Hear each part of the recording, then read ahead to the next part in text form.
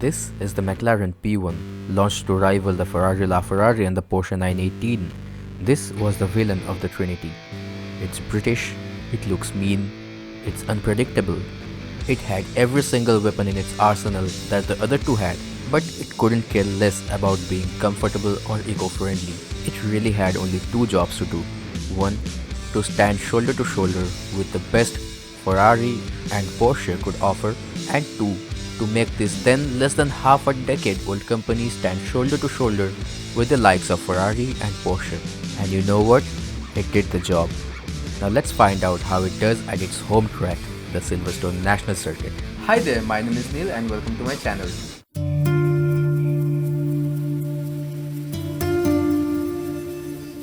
So we are in day 4 at Silverstone National Circuit in Britain and we are finally in the British car.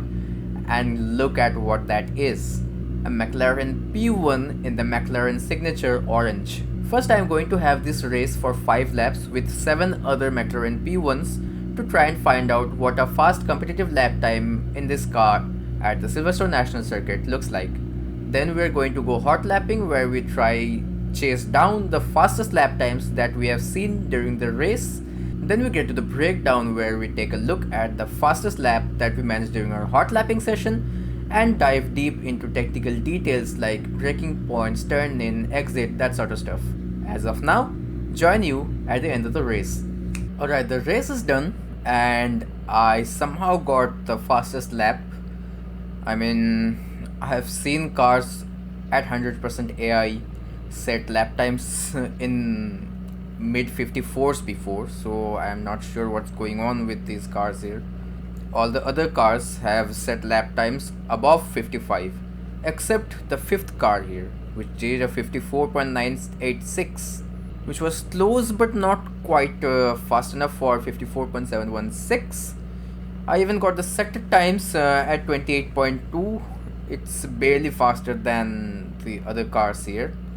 And 26.4, same story. Both are faster by just 0.1 seconds than the next fastest car in the list.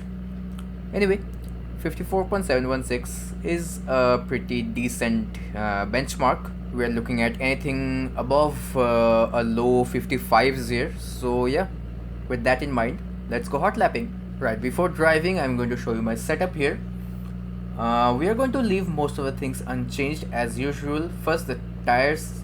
The Trofeo compound is the default setting here. As you can see, there's also a road compound, but we're going to use the default Trofeo as that's the tires the cars were using during the race. So that's what the benchmark times were set on. We'll come back to that later. Alignment, brake pressure. The only thing we are going to change is turn the traction control off. Oh yeah. I'm being brave here and turning the traction control off on a 903 horsepower car. We're going to leave the ABS on. Coming to the MG UK delivery, this is a hybrid after all.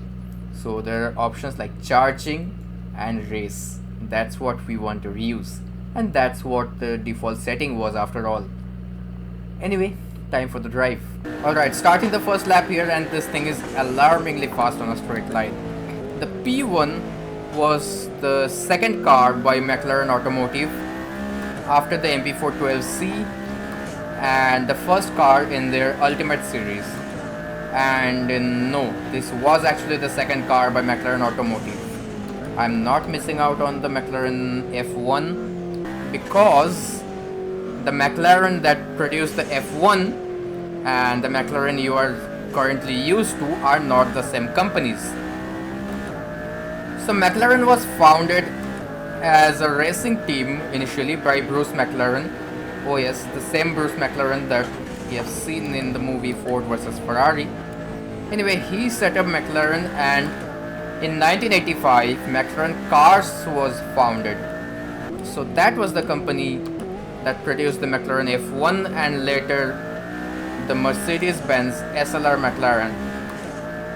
McLaren Automotive was founded in 2010 and as I said, their first product was the MP412C and the second car was this, the P1, which shared its engine with the MP412C, although at a different state of tune. So this car uses a 3.8 liter twin turbocharged Nissan V8 that already produces over 700 horsepower, something around 727 horsepower, boosted by an electric motor with 177 horsepower. I do not quite understand how that amounts to 903 and not 904 horsepower if you do the math, but that's what McLaren says. This car produces 903 horsepower and roughly around 900 Newton meters of torque. So when this car was announced in 2012 and later began production in 2013, this became part of what's now known as the Holy Trinity. We've already seen the Ferrari LaFerrari when I drove it on day 4 at Laguna Seca. This was the second car of that Holy Trinity, the third one being Porsche 918, which I repeat will be featured at some point in this channel. All these three cars were radically different in their approach. I mean, the Ferrari was a naturally aspirated V12 mated to a Corsa system. The Porsche had a 4.6 liter naturally aspirated V8 with 2 electric motors. And then there was this, a twin turbocharged V8 mated to a single electric motor, all of them sending their power to the rear wheels only. But all the three cars were eerily similar in their performance, be it quarter mile times, be it around the track. In fact, on this exact circuit, on street tires, so the P1 and the Ferrari using the Pirelli P0 Corsas and the 918 using the Michelin Pilot Sports, the non-cup tires, all did within 0.4 seconds of each other. Although you will struggle to find that similarity in this game, I am not quite sure how Assetto Corsa simulated those three cars, but driven on the same track, the Ferrari seemed to be much faster than the McLaren, which once again was much faster than the 918. Although worth pointing out, this being the only turbocharged car in this company, after the quarter mile, this destroyed both of them on a straight line, despite this being heavier and having less power than the Ferrari LaFerrari and less torque than the 918. Careful, careful. Oh yeah. One thing this car and the 918 had that the Ferrari doesn't is an electric only mode. So you can drive this car and the Porsche on electric power only for a very short distance, but you could do that nevertheless.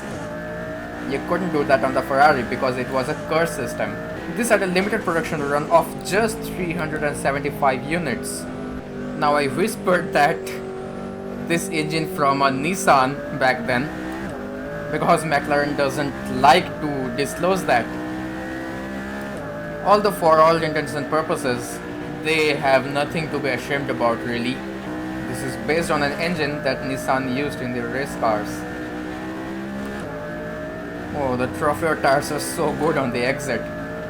This car has a reputation, which might I add is simulated brilliantly in this game, of being a handful if it's not provided with sufficiently grippy tires. But this was the only car out of those three that came optional with semi-slicks.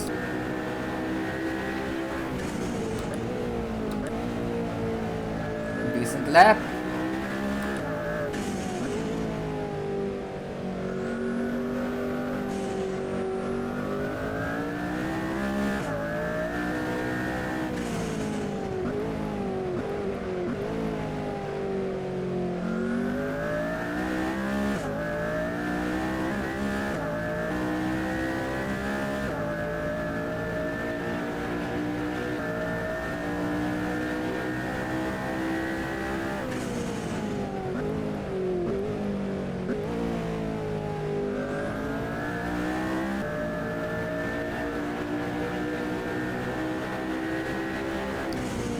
kind of satisfying. Anyway, let's allow the car to cool down a little bit, and meanwhile, let's look at the lap times. The fastest time we have managed is the 54.237, which is blistering, it's quite near the best time I have managed ever in this car at this very track. A couple more 54s here and there, and all the times as far as I am concerned, except the first lap, obviously because the tires are cold, are below the mid 55s, in the low 55s region, which was exactly what we're looking for. Looking at the sector times here are 27.786 in the first sector and 26.451 in the second, which are quite near the top in each regard. I am seeing I've managed a faster sector 2 time in the last lap and a couple here and there. The first sector time, have I managed anything faster than that? Nope. And by coincidence, that 27.786, if you remember, is quite a lot faster than what we did in the race and what the other cars did in the race as well, which was a 28.2 or 3, I believe. Anyway, that's a solid lap. Let's get to the breakdown. Joining you on the start fairly straight, coming up is the first corner, the cops. Look out for that marker on the left pointing right, brake hard when you reach there. Carry your brakes into the corner and gently let go and start accelerating as soon as you're past the apex. Coming up is maggots and beckets. Keep your car on the right side for this one. Look out for where the curbs on the left side start and hit your brakes right there. As you go past maggots and into beckets, gently let go, look for a late apex and gently start accelerating. This is still a 903 horsepower car with traction control off, so show your respect. Onto the club straight now. Coming up is Brooklands. Again, keep your car on the right side, look out for where the curbs on the right side start and brake right there. Carry your brakes into Brooklands and gently let go. As you go past the apex, give it a short burst of acceleration. Dab off brakes at the entry of the field and modulate your throttle around the corner to carry momentum. Look for the late apex and floor your throttle on the exit. Flat out through the final corner of the wood court as this British psychopath of a car zooms past the start-finish line in a brisk 54.237. So that's it for today, with a slight dissatisfaction really, because I was gunning for a sub 54. That was not the first time I did a 54.2, but I've really never managed a sub 54.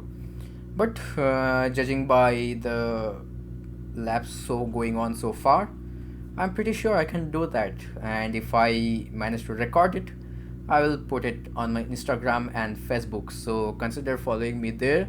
The links are in the description below.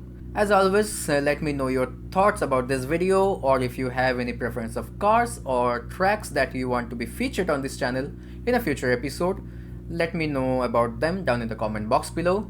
While you're down there, hit your favorite buttons, the like, share, subscribe and the bell notification icon, and I'll see you in my next video. Until then, drive hard, drive safe. Take care.